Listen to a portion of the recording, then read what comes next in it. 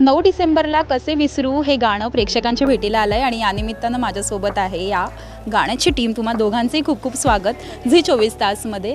Sir सुरुवात तुमच्यापासून करते मी. खरं तर हे गाणं रिव्हर्स आहे, पूर्ण रिव्हर्स फॉर्मॅटमध्ये आहे. हे गाणं करायचं हे कधी कसं डोक्यात आलं आणि त्या गाण्यासाठी अंकिताचं सिलेक्शन का झालं? मुळात असं होतं ना की ब्रेकअपवरती किंवा पॅचअपवरती आत्तापर्यंत बरीचशी गाणी येऊन गेली, पण काहीतरी वेगळं असलं पाहिजे. म्हणजे एखादी स्टोरी ही वेगळ्या पद्धतीने आपण कशी उलगडू शकतो.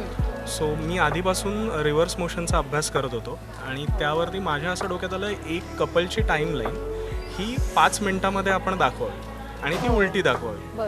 सो ती उलटी दाखवणं हे फार आपण म्हणूया की ती अवघड गोष्ट आहे, कारण जेवढं आपण सरळ दाखवू शकतो ती उलटी दाखवताना त्यामध्ये बऱ्याचशा गोष्टी ज्या आहेत त्या कन्सिडर करायला लागतात. आणि अंकिता पहिल्यापासून, म्हणजे अंकिता आणि मी तूच मोरे हा पहिला प्रोजेक्ट केला.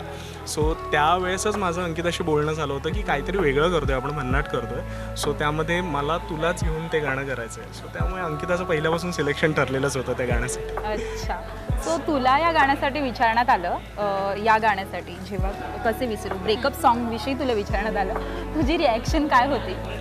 नाही, ब्रेकअप सॉन्ग करण्यात माझी काही हरकत नव्हती. मला ते गाणं ऐकायचं होतं आणि मला रिव्हर्स मोशनमध्ये ते करणार हा कन्सेप्ट काहीच माहिती नव्हतं की नक्की ते काय करणार आहेत. मी त्यांना तेच विचारत होते की रिव्हर्स म्हणजे तुम्ही नक्की काय करणार. मागे मागे जाऊन आधी भीती वाटते ना, ब्रेकअपमध्ये पण मागे जात आहेत, म्हणजे नक्की कुठे परत सोडतील मला काय माहिती. त्याच्यामुळे ती भीती एक होती. पण ते गाणं ऐकलं आणि गाण्याचे जे बोल आहेत ते मला खूप आवडले होते. आणि त्याच्यानंतर त्यांनी मला स्क्रॅच ऐकवलं, मग ते ऐकलं मी म्हटलं की रिव्हर्स करा, नाही तर काय हवं ते करा, ते फॉरवर्ड करा, काय करायचं ते करा, मला हे गाणं करायचं आहे. क्या बात आहे. सो आता माझ्यासोबत माझ्या ऑफिसमधले कलिग्स आहेत, त्यांना तुम्हाला प्रश्न विचारायचा. सो जाऊया. या हाय, तुमचं गाणं येतं आहे त्यासाठी खूप खूप शुभेच्छा तुम्हाला आलं आहे त्यासाठी. आणखी प्रश्न होता मला तुला की तू आता कॉन्टेंट जनरेट करतेच आहेस, आम्ही बघतोच तो रील्सच्या माध्यमातून, पण आता गाण्याचा नवीन प्रयोग आहे. काय चॅलेंजेस होती, कसं वेगळं वाटतं? बऱ्यापैकी चॅलेंजेस होते. म्हणजे गाणं आधी कधी असं केलं नव्हतं. ॲक्टिंग वगैरे ह्या सगळ्या गोष्टींमध्ये मी काहीच केलं नव्हतं. आणि त्याच्यानंतर पहिलं गाणं मी त्यांच्यासोबत केलं ते अगदी वेगळं होतं. आणि आत्ताचं हे ब्रेकअप सॉन्ग. सो ॲक्टिंगच्या बाबतीतले बरेच चॅलेंजेस होते, पण टीम त्यांची तशी होती की मला शिकायला भरपूर गोष्टी मिळाल्या. सो शिकते मी, अजूनही शिकते. आणखी एक प्रश्न आहे की आपण म्हणतो की कॉन्टेंट श्रिंक होतोय, नवीन कॉन्टेंट जनरेट करताना कुठल्या गोष्टी विचारत असतात? आणि आता येऊ घातलेली जी युवा पिढी आहे, सगळेच जण आता रील्स करण्याच्या मागे लागलेत, सगळेच जण कॉन्टेंट क्रिएटर स्वतःला म्हणवायला लागलेले आहेत. कसं बघतीस तू याकडे? मला खरं तर खूप भीती वाटते या सगळ्या गोष्टींची, कारण मी अगदी चुकून ह्या सगळ्या फील्डमध्ये आले. आणि लोकांना माझं पहिलं आवडलं होतं ते म्हणजे लिखाण आवडलं होतं. पण नंतर त्या शर्यतीमध्ये टिकण्यासाठी मी पण काही रील्स वगैरे बनवायला लागले. मग तिथे मी सोशल वर्क रिलेटेड रील बनवायला लागले, तर मला लोकांकडून असे मेसेजेस यायला लागले की आम्ही बोर होतोय, आम्हाला एंटरटेनमेंट पाहिजे, आम्ही बोर होतोय. मग मला कळलं की एंटरटेनमेंट आणि सोशल वर्क ह्याला कसं आपण धरून ठेवू शकतो. तर मग त्याच्यात मी मालवणी लँग्वेजमध्ये आणली की मालवणी लँग्वेजमध्ये अशा एखाद्या टॉपिकवरती बोलायचं की ज्याच्यातनं लोक एंटरटेन पण होतील आणि सोशल वर्क पण आपल्या ह्याच्यातून होईल. पण सगळेच सेम माझ्यासारखं करू नाही शकणार. आपल्याला प्रत्येकाला त्याची स्पेस आहे. कोणाला फक्त एंटरटेनमेंट करायचं आहे, कोणाला क्रिंज कंटेंट देऊनच फेमस व्हायचं आहे, तर ते त्यांचं स्पेस आहे. पण याच्यात मुलांना मी नेहमी एकच सांगत असते की ज्या वयात ज्या गोष्टी केल्या गेल्या पाहिजेत, शिक्षणाच्या वयात शिक्षण, कारण मी तशा फॅमिलीतनं आलेली आहे की जिथे शिक्षणाला प्राधान्य दिलं आहे पहिल्यांदाच. मी त्यांना तेच सांगत असते की पहिलं शिक्षणावरती तुमचं फोकस असू द्या आणि त्यानंतर ह्या सगळ्या गोष्टी ह्याच्याकडे एक इन्कम सोर्स म्हणून बघू नका, पण एक साईड इन्कम म्हणून तुम्ही बघू शकता. हो, म्हणूनच प्रश्न होता की करिअर म्हणून बघितलं जातं आहे आता ह्या सगळ्याकडे. इन्फ्लुएन्सर्स म्हणून जे त्याच्यात एक करिअर होईल, आपल्याला भरपूर पैसे मिळतील, मग आपण करोडपती होऊ, अगदी अशी स्वप्न आहेत अनेकांची. आणि त्यासाठी अनेक तरुण याकडे वळताना पाहायला मिळतात. त्यांना काय ॲडवाईस देशील? कसं आहे की हा शो ऑफ बिझनेस जास्त आहे. कोणी आपला स्ट्रगल दाखवत नाही. कोणी दाखवतं की मी डायरेक्ट मर्सिडीज घेतली. ती मर्सिडीज सेकंड हँड आहे का, की कशी घेतली आहे हे कोणाला दिसत नाही. काय दिसते की त्याने मर्सिडीज घेतली, तो रील स्टार आहे, त्याने मर्सिडीज घेतली, मग मी पण रील स्टार बनतो, मग मी मर्सिडीज घेईन. हे सगळं दाखवण्याचं आहे. मग काही वेळेला असं असतं की एजन्सी स्वतःला प्रमोट करण्यासाठी काही दिवसांसाठी एखाद्याकडे मर्सिडीज देते. हे मी बघते त्या ह्याच्यावरनं की पण मुलांवरती वेगळा प्रभाव पडला जातो आहे की ह्या गोष्टींचा. मग ह्या गोष्टी मी कुठेतरी सांगण्याचा प्रयत्न करते. त्याच्यामुळे मला फॉलो करणारे हे पालक जास्त आहेत, पण मुलं कमी आहेत, कारण त्यांना वाटतं की यार ही लेक्चर खूप देते त्याच्यावर. पण हे शो ऑफमुळेच होतं आहे. पण जसं पहिल्यांदा ऑर्कुट होतं, फेसबुकच्या आधी ऑर्कुट होतं, तेव्हा ऑर्कुटची हाईप होती, नंतर फेसबुक आलं. सो हे थोडं दिवसांचं आहे हे सगळं, पण ते कळायला लोकांना वेळ लागेल. आणखी एक प्रश्न होता तुम्हाला की गाणं आलेलं आहे, सध्या अशी गाणी फार कमी येताना पाहायला मिळतात, कारण रील्स आहेत, सगळेजणं आपलं काहीतरी कॉन्टेंट घेऊन येतात आणि ते करतात. मराठीमध्ये हे सगळं येणं आता थांबल्यासारखं वाटतं. आधी पूर्वी खूप यायचं, जेव्हा यूट्यूब नवीन होतं त्यावेळेला आपण पाहायचो की भरपूर ओघ आहे अशा गाण्यांचा, व्हिडिओज बनवले जायचे. आत्ताच्या सिच्युएशनमध्ये तुम्ही कसं बघता याकडे सगळ्याकडे? मुळात मला असं वाटतं की मराठीमध्ये जो काही आपण कॉन्टेंट क्रिएट करतोय तर त्याला एक क्वालिटी असावी. म्हणजे नुसतीच गाणी करायची म्हणून करायची किंवा ती रील्सवरती फेमस व्हावी ह्या उद्देशाने करायची, तर मला तर वाटतं ते चुकीचं आहे. सो आपण जो काही कॉन्टेंट करतोय तो मुळात लोकांना टच झाला पाहिजे, म्हणजे प्रत्येकाला ती स्टोरी कुठेतरी भावली पाहिजे. तर या अनुषंगाने ब्रेकअप हा असा कॉन्सेप्ट आहे की जो प्रत्येकाने मला वाटतं अनुभवलेला असतो अगदी सुरुवातीपासूनच. सो कुठे ना कुठे एक ठेच लागलेली असते. तर मग का नाही याला वेगळ्या पद्धतीने आपण काही वेगळ्या वेने आपण त्याला प्रमोट करावं किंवा वेगळ्या पद्धतीने दाखवावं. मग त्याच्यावरती किती रील्स बनतील, ते कसं फेमस होईल. मुळात एखादी गोष्ट लोकांना जर आवडली तर आम्हाला जेन्युअनली असं वाटतं, कारण मी अंकिताला जेव्हा पहिल्यांदा गाणं ऐकवलं होतं तेव्हा तिचं असं होतं, अरे मस्त झालं आहे. सो तो एक लगेच आपल्याला कळतं की जे आपल्या इंडस्ट्रीमधले लोक आहेत त्यांना त्या कलेची जाण असते.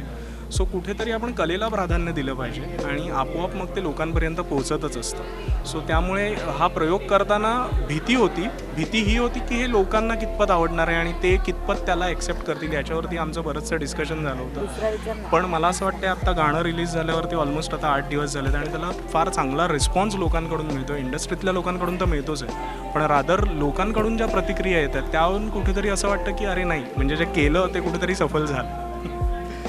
मॅम, तुमचं नवीन सॉन्ग आलं, आम्ही बघितलं, खरंच खूप छान आहे सॉन्ग. तर तुम्ही एका व्हिडिओत असं बोलला की ते सॉन्ग शूट करताना मी 2 दिवस झोपला नाही वगैरे, हे सगळं कसं मॅनेज केलं तुम्ही? ते कसं मॅनेज केलं ते मलाही माहिती नाही. एक दिवस आधी माझं ताकद पैसून येता एवढं. नाही, खरंच माहिती नाही. एक दिवस आधी माझं शूट चालू होतं आणि आमचं आधी ठरलं होतं की 7 वाजता दुसऱ्या दिवशी शूट चालू होणार. पण माझं तिकडचं शूट एक्सटेंड झालं, पण मी म्हटलं की ठीक आहे 7 वाजता होणार आहे दुसरं शूट, तर काही टेन्शन नाही. पण हे शूट प्रिपोन झालं की 2 वाजता शूट करायचं आहे असं मला कळलं. मग मी म्हटलं माझ्याकडे वेळच नाही. सो मी कर्जतला ऑलरेडी शूट करत होते, तिथून निघून 2 तासात मी इथे पोहोचले आणि इथून म्हणजे मी जवळपास 35 तास कंटिन्यू शूट केलं होतं ते.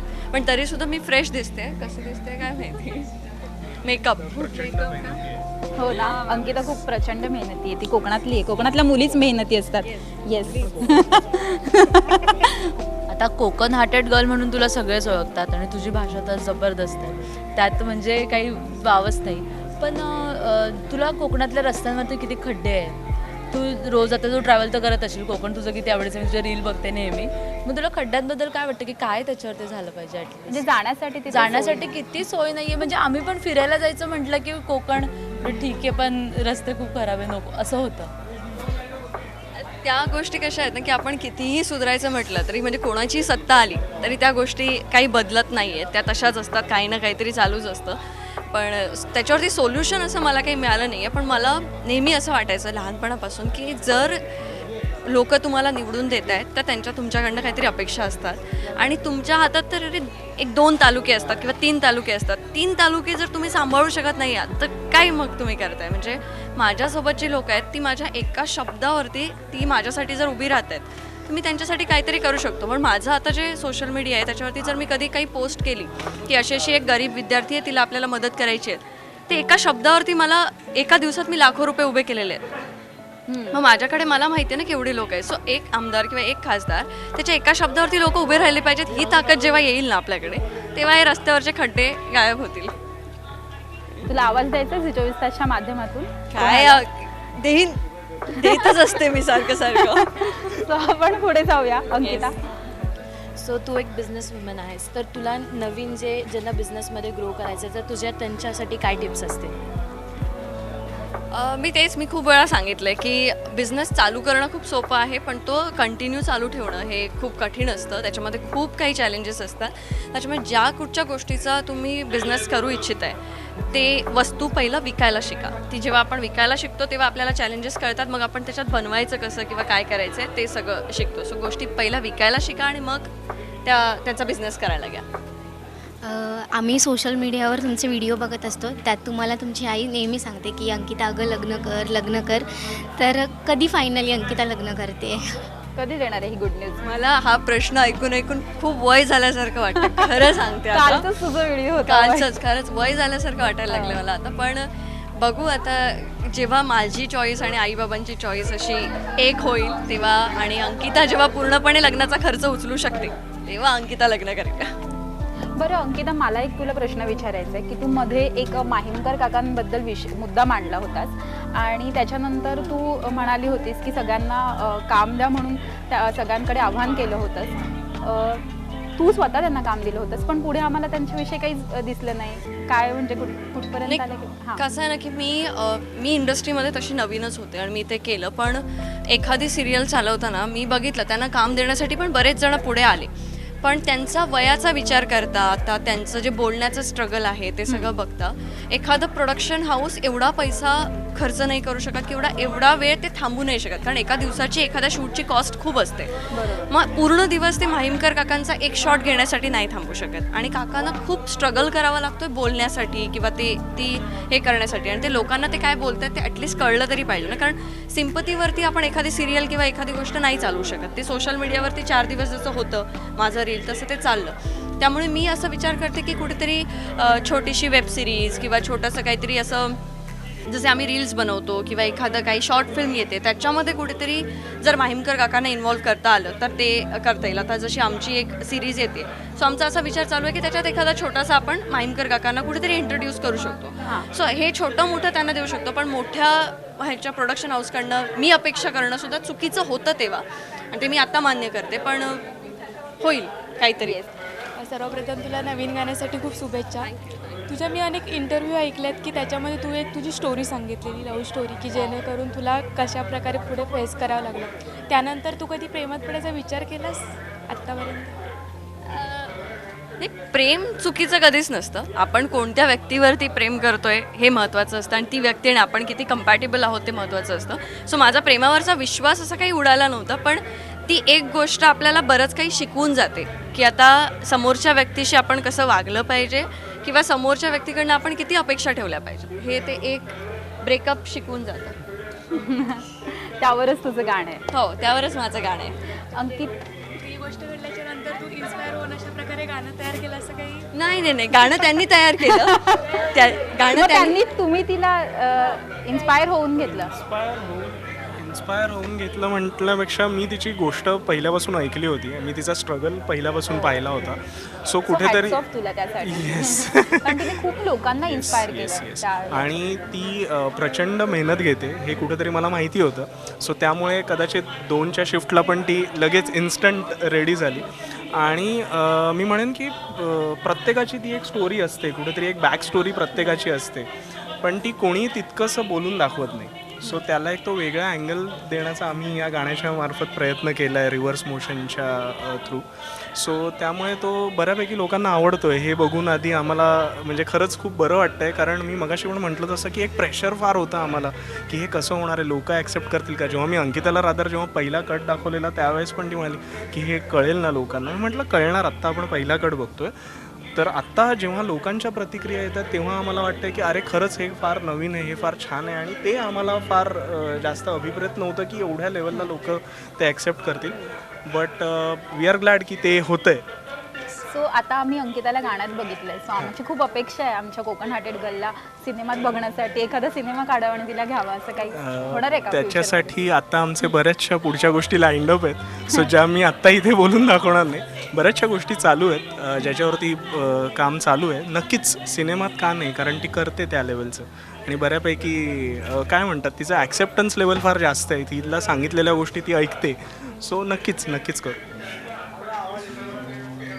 एक प्रकारे तिने तिची स्टोरी सांगितली म्हणून हे गाणं पुढे तयार झालं. जर तिने ती स्टोरी सांगितलीच नसती की माझ्याबद्दल लोक काय विचार करतात, असं काही असतात की नाही स्टोरी लपवून ठेवत. कदाचित ती स्टोरी सांगितल्यामुळे हे गाणं पाहायला मिळाले आणि ते लोकांना आवडते आता सध्या. तिने तिची स्टोरी सांगितली म्हणून गाणं तयार झालं अशातला भाग नाही आहे. हे एक अँगल तर मिळाला असं मला बोलायचं. हां, तो अँगल मी म्हटलं तसं की तो अँगल प्रत्येकाच्याच लाईफचा एक भाग असतो. सो तो कुठेतरी एक्सप्लोअर करण्याचा आम्ही प्रयत्न केला आहे. म्हणजे राईट. स्वतःच्या लाईफविषयी असं काही घडलं आहे. मोस्टली असं खुल्यामून बोलत नाही जास्त. नाही, पण माझ्या आयुष्यात कसे विसरू हा काही ऑप्शनच नव्हता. बाहेर पडायचंय, विसरायचंय, सो ते कसे विसरू हे नव्हतं. पण त्यातले जे लाईन्स आहेत ना, तू जर शांतपणे ते गाणं ऐकाल तर तुम्हाला कळेल की त्याच्यातलं एक जे मला आवडतं, मी यांना नेहमी सांगते की तुझ्यासाठी होता खटाटोप सारा, कुठून आला सोसाट्याचा वारा वगैरे, ते बोलच खूप छान आहेत आणि त्याच्यामुळे मला ते गाणं आवडलं होतं. सो मी असा विचार नाही केला की अरे मला काही रडकी गाणी नाही करायची आहेत वगैरे, असं काही नाही. मला ते बोल खूप आवडले, त्याच्यामुळे मला असं होतं की मला एक करायचं आहे. मला तुला एक प्रश्न विचारायचा आहे. एक कोकण कन्या ते आज एक तुझं गाणं आलंय, लवकरच तू आम्हाला सिनेमात सुद्धा दिसशील. तुझ्याकडनं हे मी खूप वेळा ऐकते. मला तर वाटतं हिचंच काहीतरी प्रोडक्शन आहे आणि हीच मला आता लवकर सिनेमात वगैरे घेते.